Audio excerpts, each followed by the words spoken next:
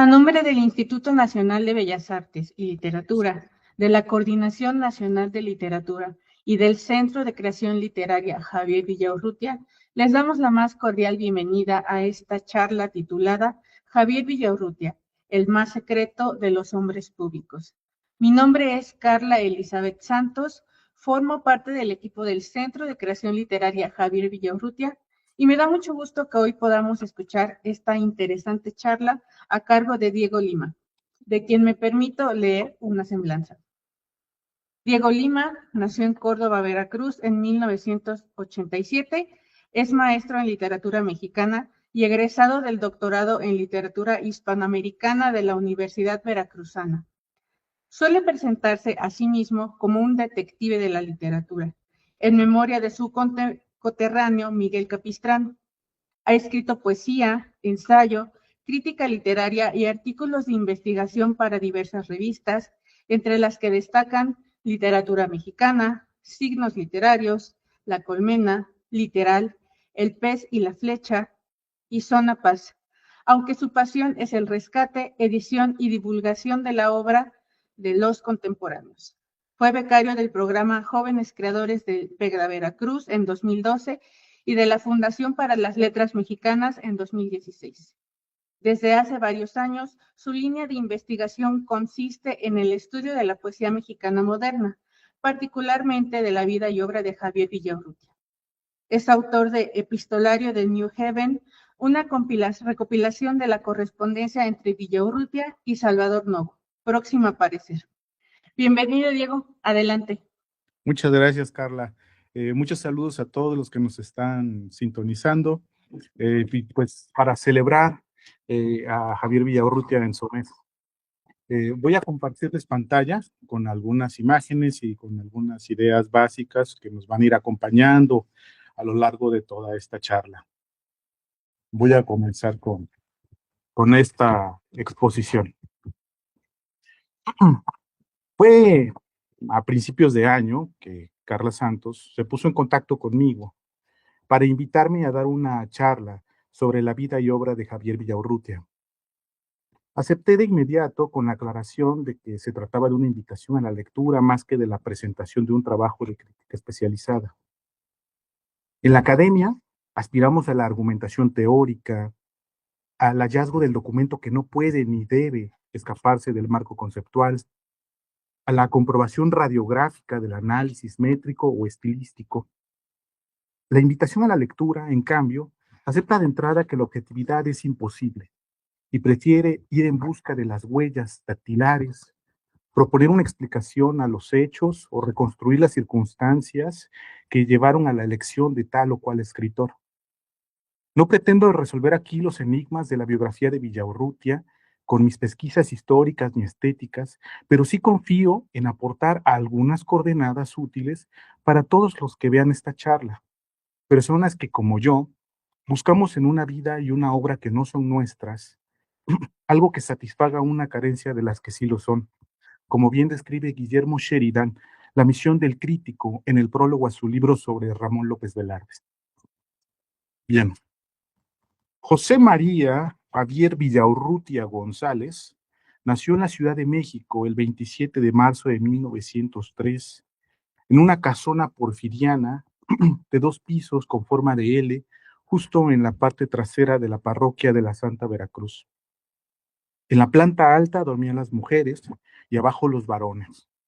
La construcción contaba con 2 balcones hacia la calle, un salón de billar, un gimnasio, aunado al gran comedor donde exhibían un juego de espejos venecianos que a Salvador Novo siempre le parecieron más bien feos. Fue Javier el noveno de 11 hermanos.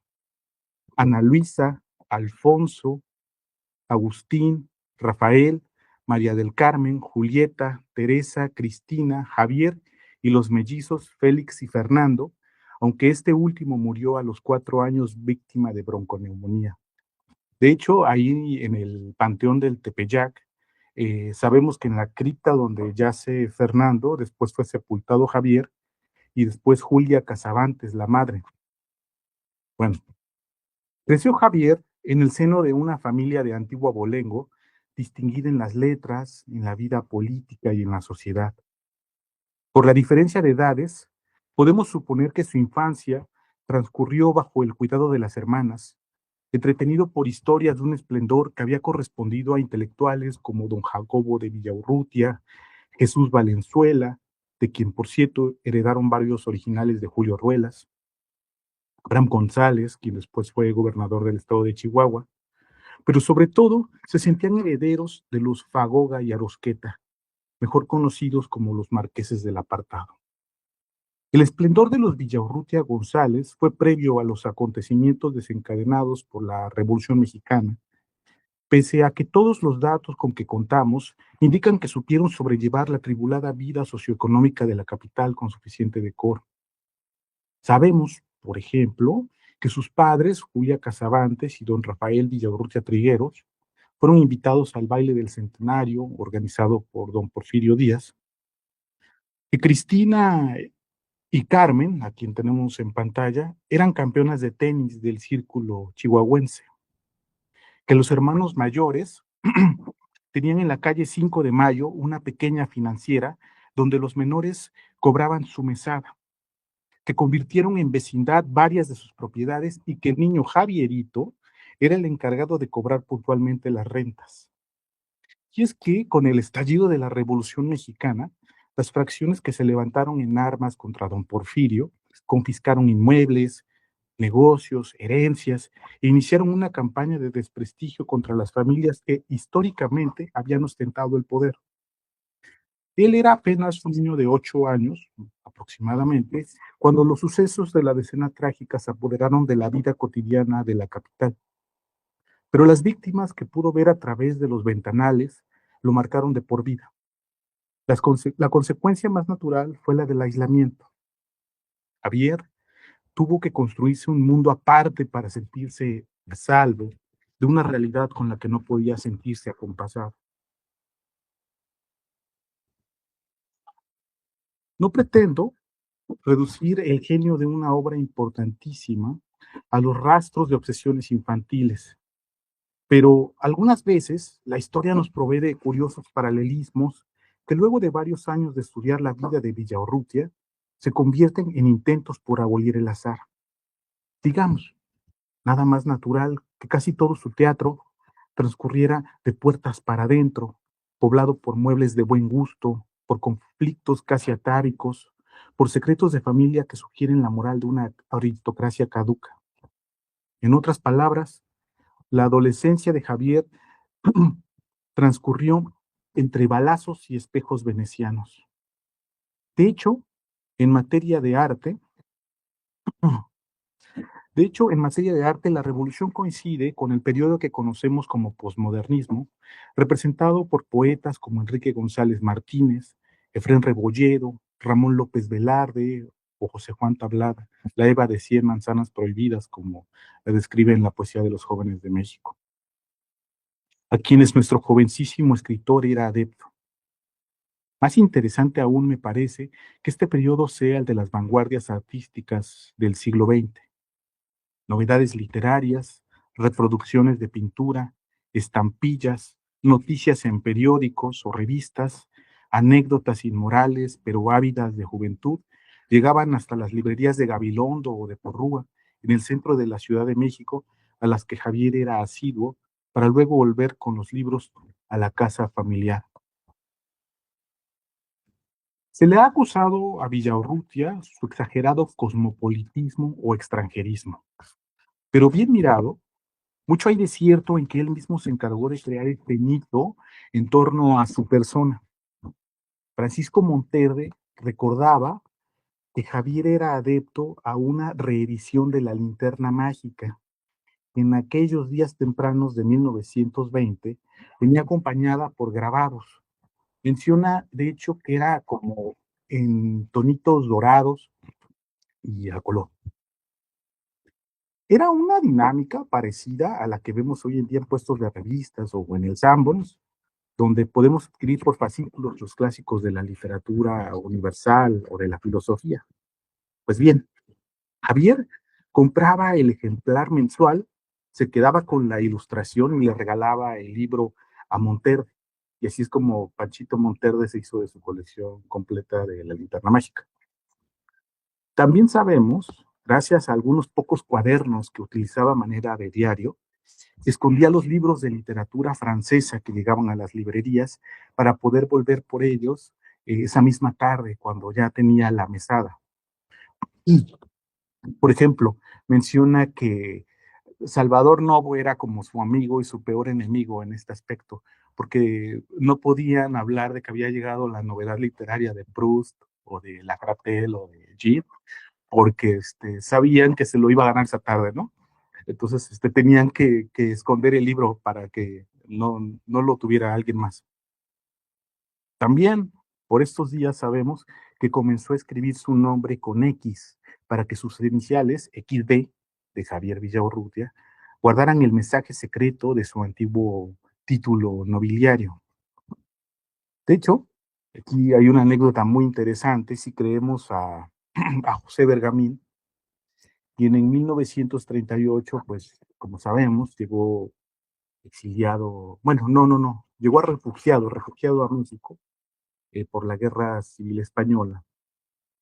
Y cuando llegó a México, hubo una pelea, una discusión muy fuerte con Javier Villaurrutia, con Salvador Novo y con Rodolfo Sigli, porque José Bergamín había despreciado años atrás la obra de Juan Ruiz de Alarcón. Y además porque José Bergamín pues venía en esa época con una actitud muy machina, y para mí es un secreto que Javier Villaurrutia y Novo pues eran homosexuales, entonces había muchas peleas, muchas discusiones en esa época, y en carta de José Bergamín a Alberti de 1938, José Bergamín o sea, se queja de Villaurrutia y lo que le parece el colmo no es que escriba su nombre con X, sino que lo pronuncie con un arcaísmo como SH, digamos, Xavier Villaurrutia, ¿no? O sea, se le hacía como el colmo de lo que él llamaba el fascismo, ¿no? Se le hacía recalcitrante la actitud purista de Villaurrutia. Pero eso nos dice mucho de quién era Villaurrutia como personaje, el personaje literario que había creado para él. Pero bueno, si lo pensamos con cuidado, hacer de uno mismo un personaje literario no tiene nada de extraño, ni es poco frecuente en las épocas de conflicto. La literatura no es solo una fuga de la realidad, sino un encuentro con ella. Y Javier supo distinguir esta característica, la supo distinguir y también la supo explotar. Como pocos, decidió hacer de esta condición vital más que un sentimiento o una idea, supo hacer una metáfora de trabajo. Voy a tratar de explicar. Cuando Villaurrutia se vio obligado a abandonar la seguridad familiar, primero por la muerte del padre en 1916, de acuerdo con los archivos parroquiales, don Rafael Villaurrutia Trigueros muere víctima de cáncer de lengua porque era un gran fumador de puro.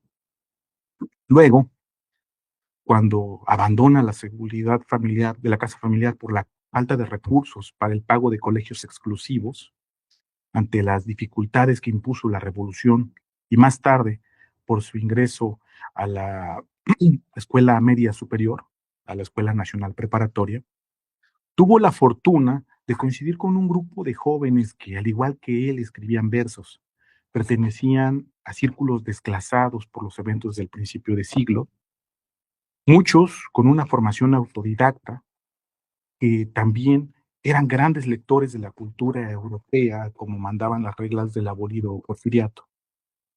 Ese grupo de jóvenes lectores estaba integrado básicamente por Salvador Novo, Gilberto Owen, Jorge Cuesta, Carlos Pellicer, Jaime Torres Bodet, Bernardo Ortiz de Montellano, es decir, la generación que la historiografía mexicana ha denominado como los contemporáneos, por el título de la revista que años más tarde logró unificar todas sus firmas.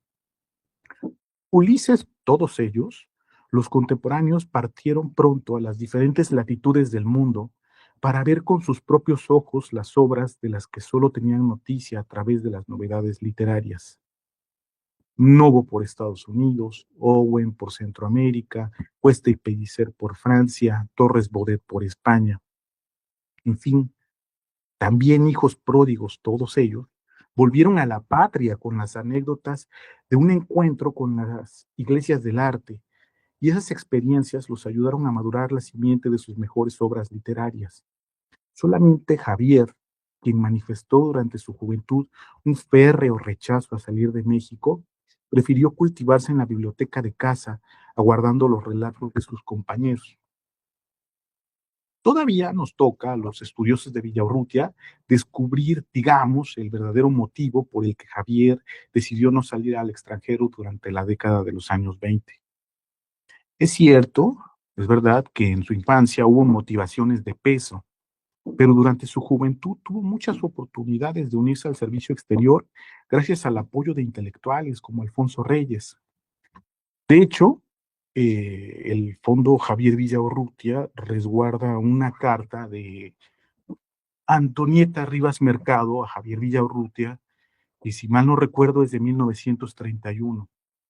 La carta es fantástica porque son los días en que Antonieta se está, se está escondiendo porque en el proceso de divorcio y de separación, vaya, que tenía con el ex esposo, estaban peleando la patria potestad de su hijo, y entonces ella está escondida en Tampico y le manda a Javier una carta secreta.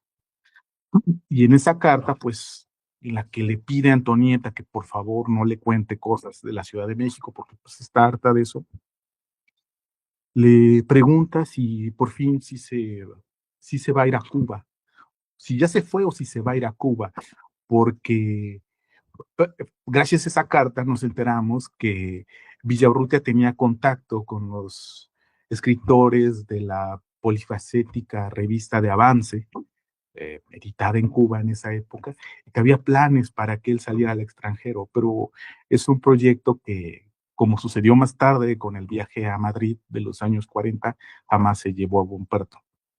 Bueno, en fin, todo parece indicar que el escritor padecía una afectación nerviosa que se trataba con retiros espontáneos a Cuautla o con pausas en la lectura, según confiesa en sus cuadernos. De hecho, Javier murió la mañana de Navidad de 1950 de un infarto que todavía levanta discusiones sobre un supuesto encubrimiento de suicidio en revistas especializadas o pláticas de cafetín. Lo único cierto es que iniciada la década de 1920, en él comenzó a madurar una idea sobre la inmovilidad que llevó al terreno de la poesía. Más que estatismo, le interesó la imagen de un trompo en movimiento que gira sobre sí tan rápido que no es posible distinguir su movimiento de la quietud. La premisa se, trans, se transfiguró rápido en metáforas que alimentaban una suerte de mito en torno a Villaurrutia. Cuando estas metáforas pasaron a sus poemas, Villaurrutia se convirtió en el peregrino sentado, en el viajero alrededor de la alcoba, en el dormido despierto y finalmente en el más cuerdo de los Ulises, porque la aventura que planteaba podía cumplirse sin salir de la alcoba. Es posible perseguir el desarrollo de esta metáfora a través de los libros que Villaurrutia publicó durante 3 décadas. Reflejos, Dama de Corazones, Nocturnos, Nostalgia de la Muerte, Autos Profanos y Décima Muerte, por mencionar los principales o los de mayor tiraje, porque Villaurrutia en vida publicó muchas plaquetas. Son famosas, por ejemplo, Nocturno Mar y Nocturno de Los Ángeles, pero vaya, todavía más, me parece, en Nocturna Rosa, que tenía un tiraje de solamente 11 ejemplares, que prácticamente era inexistente. En fin, uno de sus primeros poemas, titulado Lugares, plantea la paradoja de esta aventura que consiste en trasladarse sin un solo movimiento que no sea el de la mirada. Y tenemos en pantalla el poema y dice así. Dice, vámonos inmóviles de viaje para ver la tarde de siempre con otra mirada para ver la mirada de siempre con distinta tarde, vámonos inmóviles.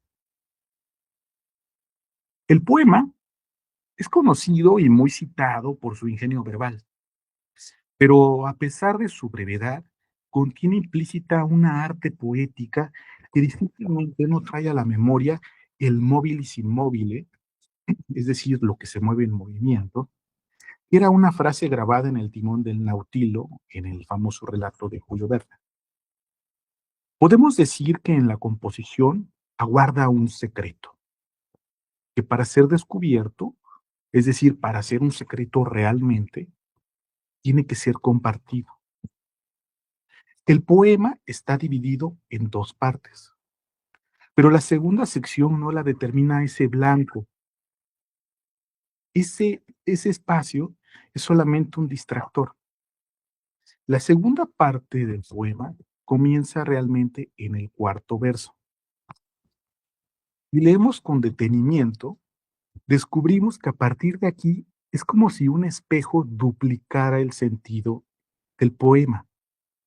Pero este espejo metafórico, como el que vio Jorge Cuesta, no nos devuelve su sentido exacto, sino que lo deforma. Las palabras, la caligrafía, las tintas de imprenta son los elementos que se reacomodan para devolvernos un mensaje oculto. Entre los versos 3 y 4 y 5 y 6 es claro el uso del retruécano, esto es, que se utilizan casi las mismas palabras, pero ordenadas de otro modo para enrarecer el verso, para ahondar en la pulsión paradójica del lenguaje, digamos. Para ver la tarde de siempre con otra mirada, no es igual que para ver la mirada de siempre con distinta tarde, pero está integrado por las mismas palabras. Mientras que en el verso 6 sucede prácticamente lo mismo con respecto a su complementario, esto es con respecto al verso 1. Esa coma que hay en vámonos, inmóviles, tiene dos funciones. Es una pausa rítmica que nos pone a tono ya con la música de cámara, de nocturno de Chopin, un poco disonante, tan característica de Villaurrutia, a caballo, digamos, entre el pensar y el sentir, entre la pausa y la fuga, entre el planear y el improvisar. Y por otro lado, es una elegante sustitución de la palabra viaje. Dice, vámonos de viaje inmóviles.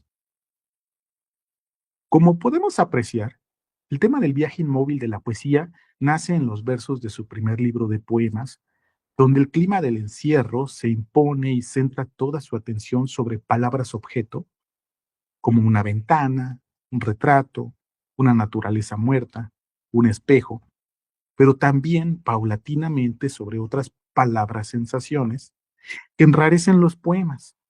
Esto es un reflejo en el vidrio, la baja temperatura del aire que se instala de pronto en la habitación, el crujir de las baldosas de una presencia insospechada. En Amplificaciones, también de su primer poemario, nos dice lo siguiente.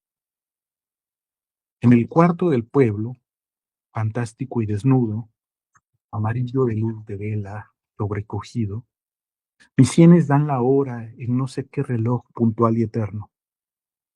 La soledad se agranda como las sombras en la sábana del muro, como las caras de ayer asomadas para adentro en el marco de sus ventanas. Y en el silencio se mueve y vibra en torno de la llama blanda, como el ala de qué presagio, de qué insecto que acaricia, que enfría, que empequeñece. Reflejos no solo es la crónica de un movimiento al interior de las cuatro paredes de su alcoba, sino la crónica de un descubrimiento, el clima de la noche, como vemos en este poema. Sabemos todos que Villaurrutia es por excelencia el poeta nocturno, y si lo pensamos con cuidado, nada hay de extraño en que la metáfora del viaje inmóvil lo haya llevado a esa dirección. Cuando permanecemos despiertos hasta altas horas de la noche, acompañados por nuestros libros, iluminados tan solo por la lámpara de tocador Nuestros sentidos se agudizan para ver mejor, para escuchar con nitidez los ruidos que ingresan por la ventana o que provienen de la propia alcoba. Es entonces cuando nuestra lucidez se pone al servicio de los cinco sentidos e inicia la aventura de develar el misterio o entregarnos al sueño. Villaurrutia se convirtió en un poeta del insomnio, con imaginación pero sin sueños, vigilante pero desvelado. Cuando se percató de esto, su viaje alrededor de su cuarto se transfiguró en un viaje alrededor de la noche.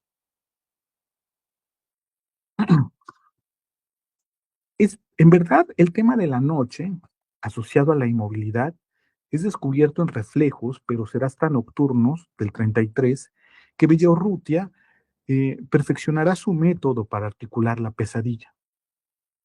A simple vista, los nocturnos difieren en muchos aspectos de sus predecesores. Sin embargo, leídos con atención, revelan la historia de su origen. Hemos dicho que Villaurrutia nunca fue un poeta de compañía. En uno de sus más famosos textos sobre crítica de arte, sentencia: pintura para todos a condición de que todos sean unos cuantos. Pues bien, el problema es que en sus nocturnos esos cuantos no están, no existen. Las pocas presencias vitales se han convertido en fantasmas, erradicando todo rastro de vida que no sea la suya. La experiencia del encierro no lo lleva más a la poetización de espacios familiares como los de la habitación, sino a la evocación de lugares que parecen salidos de las pinturas metafísicas de Giorgio de Chirico o los relatos de Marcel Jouandoux. Callejones, esquinas, sombras geométricas, muros adoquinados que no parecen corresponder a una realidad real, sino a una dimensión más bien imaginada. Tomás Segovia llama a este procedimiento la desrealización de los espacios en Villaurrutia. Y mucho hay de cierto en su observación. Es como si la experiencia del encierro que vimos hace un momento, en donde la lucidez registra todo a su entorno, ahora estuviera enrarecida. El poeta se adormeció durante su lucha por permanecer despierto, pero antes de soñar abrió los ojos. Podemos leer el Nocturno de la Estatua, originalmente dedicado a Agustín Lazo, para visualizar estos elementos. El poema es muy conocido. Dice así: soñar, soñar la noche, la calle, la escalera y el grito de la estatua desdoblando la esquina.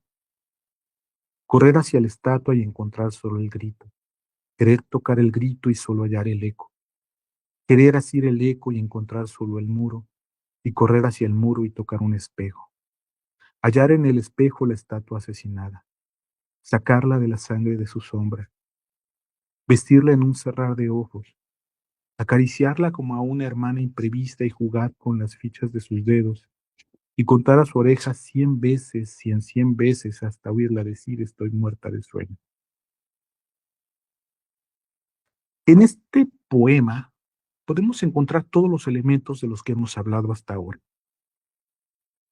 El desvelo del escritor, que lo conduce a la experiencia enrarecida, el esfuerzo por permanecer vigilante a pesar del sueño, la desrealización de los espacios imaginados, la continua agudización de los sentidos que le permiten captar de una manera más profunda su realidad circundante, incluso los juegos de agudeza e inteligencia que aún durante el sueño plantean la idea de un secreto. ¿Qué es lo que el poeta cuenta a la oreja de la estatua 1.000.000 de veces? Es decir, 100 veces, 100 veces. El detective que hay en mí sugiere que el secreto, nuevamente, es el de la capacidad del lenguaje para duplicar como una realidad el sentido del poema, así como vimos en Lugares. Veamos con atención. En apariencia, este poema está integrado, en su parte más memorable, por alejandrinos perfectos, esto es, por versos de 14 sílabas. Pero Max Arriaga, un especialista en métrica estructural de poesía áurea, me hizo ver que en realidad todas las tiradas de versos son heptasílabos justapuestos, que funcionan con las mismas reglas de la duplicación que vimos hace un momento. Solo que esta vez el ritmo se vuelve vertiginoso por la concatenación de las acciones causa a consecuencia.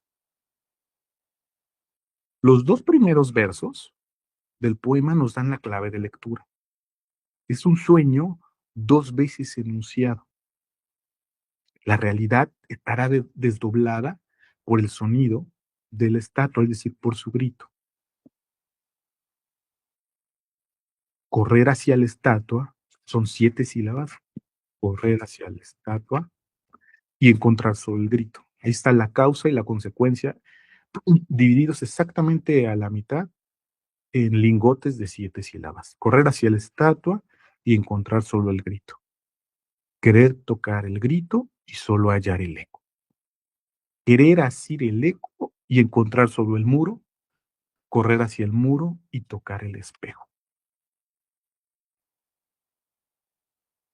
A continuación, el poema nos describe que esa persecución infinita e infructuosa, puesto que cada vez que intenta asir a la estatua, esta se desmaterializa, se desmorona. Cuando la intenta agarrar son ecos, son sombras, son reflejos. Pues bien, esta persecución termina con el hallazgo de las piezas de sus dedos, que son naturalmente las partes con las que los niños y algunos adultos todavía contamos. Y el sujeto comienza a reanimar este modelo a semejanza de una hermana imprevista. Por eso en el verso 12, el poeta se da a la tarea de contarle una historia para que duerma. Pero curiosamente, opta por un conteo, no por un cuento ni por un canto. Son las cifras las que tienen vida infinitamente gracias a su reacomodo, como si se tratara de las fichas entre dos espejos. El poema dice 100 veces 100, multiplicado 100 veces. Se está desdoblando, se está multiplicando la cantidad en el espejo del lenguaje a través del reacomodo de las mismas palabras. El poeta, cómplice de este artificio, decide romper el equilibrio inestable entre estos dos abismos. Inventar con los ojos abiertos en vez de transcribir un relato, navegar en el insomnio, renunciar a todo lo tangible hasta sorprenderse de pronto presa de su propio juego. Estas son algunas de las trampas que propone Villaurrutia a sus lectores, consecuencia lógica de hallar las correspondencias entre esas dos experiencias vitales que son vida y literatura. Aunque sea difícil de imaginar, poemas como El Nocturno de la Estatua o El Nocturno en que nada se oye, que es otro poema muy conocido de Villaurrutia, propiciaron una serie de denuestos hacia la actividad literaria de Javier, que persisten con sus motes a más de 80 años de distancia. A Javier se le acusó de aristócrata, afrancesante, cosmopolita, purista, deshumanizado, entre muchos otros. Se le señaló por supuestamente plagiar los signos de la vanguardia europea y simplemente reproducirlos en la lírica nacional. No deberían sorprendernos juicios como estos, sobre todo en una época impulsada por juicios maniqueos, en la que desde el Estado se juzgaba a escritores e intelectuales por cómo pensaban más que por cómo escribían. Como puede desprenderse de la charla que tenemos esta tarde, la poesía villaurrutiana partió de una serie de inquietudes profundamente humanas que fueron determinadas por la situación socioeconómica de su tiempo, pero que se nutrió de las expresiones literarias de la vanguardia para tomar forma. Y muy a pesar del esfuerzo de los estudiosos de la literatura que han pretendido disociar la obra de la vida, poemas como Los Nocturnos nos recuerdan que los temores, los sueños, las visiones poéticas son también parte sustancial del ser humano. Nadie tiene que esforzarse para unir la vida y la literatura como se han dedicado a hacer generaciones de historiadores o teóricos literarios, porque aquí en Confianza, la pregunta es cuándo han estado separadas. Tal vez el planteamiento no ha sido adecuado. Podemos saber dónde mora el propio Villaurrutia en sus obras, en sus poemas, pero podemos aprender más mediante relecturas profundas y una reflexión prolongada sobre la influencia de sus primeros textos sobre los últimos, por ejemplo. Buscar a Villaurrutia, el escritor, en su obra es una empresa interesante, pero buscar la obra en el escritor puede ser una labor mucho más enriquecedora. Pese a su férrea insistencia por permanecer en México, finalmente Javier aceptó una beca de la Fundación Rockefeller para estudiar teatro bajo la dirección del analista británico Allardyce Nicoll en la Universidad de Yale. En compañía de Rodolfo Sigli, permaneció durante 10 meses en la ciudad de New Haven, Connecticut, entre septiembre de 1935 y junio de 1936. Esto no parece más que un dato en la biografía del autor, pero Villaurrutia trajo de ese primer viaje único al extranjero los poemas que darían forma definitiva al libro que había imaginado durante las noches de insomnio en la vieja casona de la calle de Mina. Lejos de su familia, de los valores sociales de su entorno, pudo vivir con plenitud el secreto que guardaba con más celo en su vida personal, su homosexualidad. Por Salvador Novo o Elías Nandino sabemos que Villaurrutia vivió con relativa libertad su vida amorosa en la Ciudad de México, pero es hasta que leemos las cartas que envía desde Estados Unidos que dimensionamos su importancia. Movido por su temperamento, fue ahí donde vislumbró los límites de la noche, asociados a una estética de juventud que le había permitido escribir con tremenda lucidez la inmovilidad del sueño. Fue ahí también donde se percató de que al excluir la realidad más inmediata de su obra, la más vital, quiero decir, se había suspendido a él mismo como protagonista de su propia escritura. Una actitud de pudor con la que su imagen había quedado plasmada, o sería mejor decir confinada, con escrúpulo al espejo.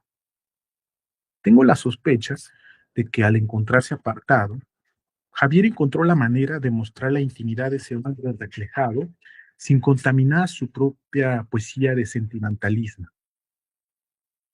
Escuchar a ese hombre equivaldría tanto a escuchar la música de la poesía como a triunfar sobre ese secreto que lo perseguía desde sus poemas de juventud, donde conviven en perfecta correspondencia los opuestos.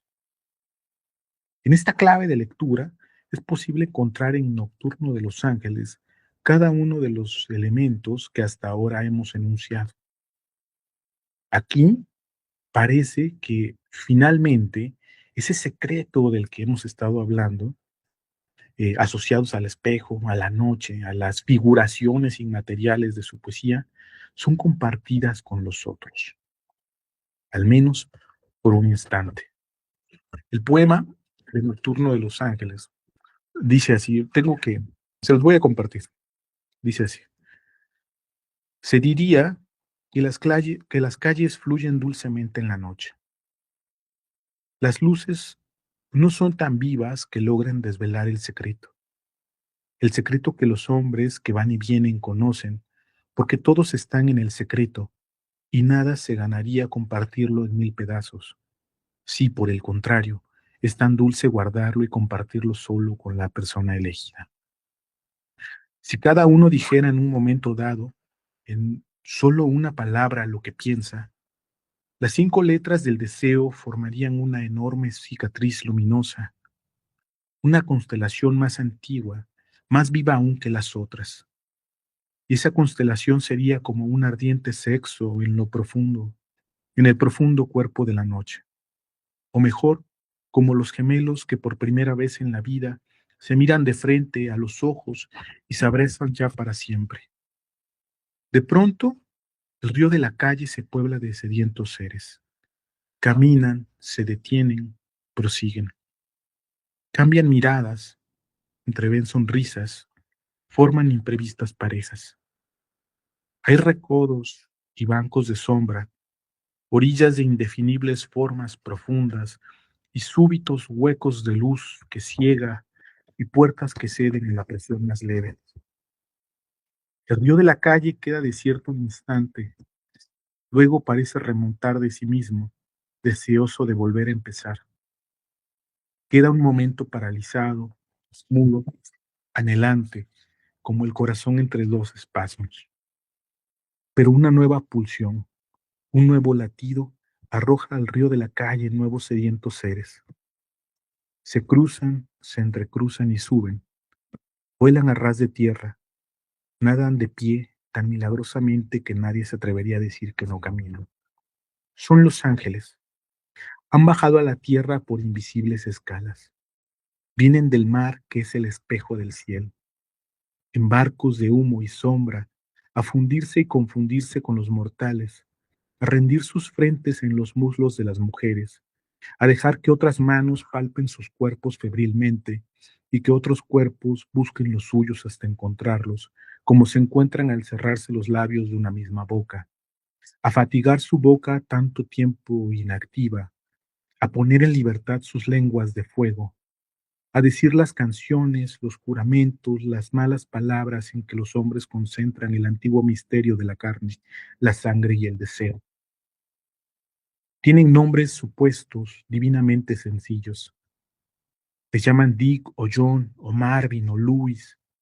En nada sino en la belleza se distinguen de los mortales. Caminan, se detienen, prosiguen, cambian miradas, atreven sonrisas, forman imprevistas parejas. Sonríen maliciosamente al subir en los ascensores de los hoteles donde aún se practica el vuelo lento y vertical. En sus cuerpos desnudos hay huellas celestiales, signos, estrellas y letras azules. Se dejan caer en las camas, se hunden en las almohadas, que los hacen pensar todavía un momento en las nubes. Pero cierran los ojos para entregarse mejor a los goces de su encarnación misteriosa, y cuando duermen, sueñan no con los ángeles, sino con los mortales. Pues bien, en suma, acercarse a la vida y a la obra de Javier Villaurrutia implica aceptar que ambas se iluminan mutuamente sin jamás confundirse del todo. Poesía, marcada por la noche, el encierro y la inmovilidad, no fue un gesto de evasión, sino una forma rigurosa de conocimiento, de autoconocimiento, un modo de explorar desde la indagación del lenguaje las zonas más vulnerables del deseo, del miedo o de la conciencia.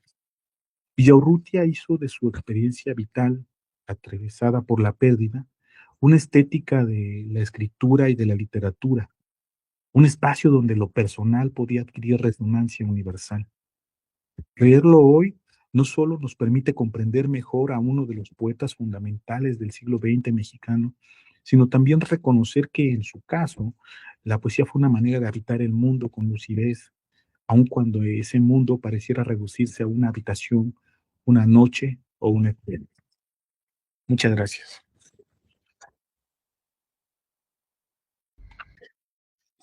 Muchas gracias, Diego, por esta charla tan interesante.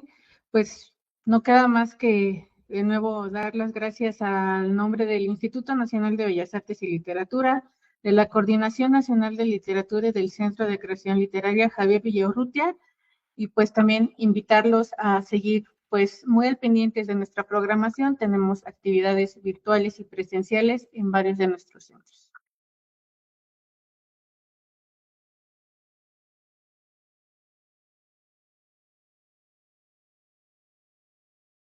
Gobierno de México.